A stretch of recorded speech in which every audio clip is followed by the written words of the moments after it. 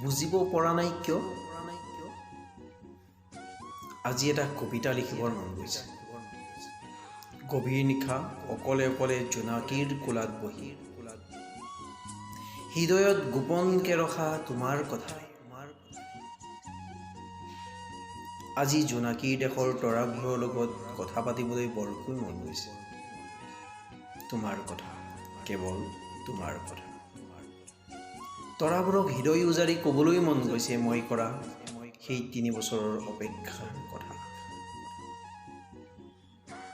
মোৰ কেনে লাগে জানা, তুমি মোৰ হৃদয় ফলকৰ এখনি চিৰস্থায়ী ৰঙীন ছবি, যিখন মচিবলৈ মোৰ হাতত নাই কোনো মাৰ্জনী, নাই কোনো বেলেগ আহিলা। আছে মাথো এক সজীৱ প্ৰেম, সীমাহীন ভালপোৱা আৰু এক অন্তহীন অপেক্ষা।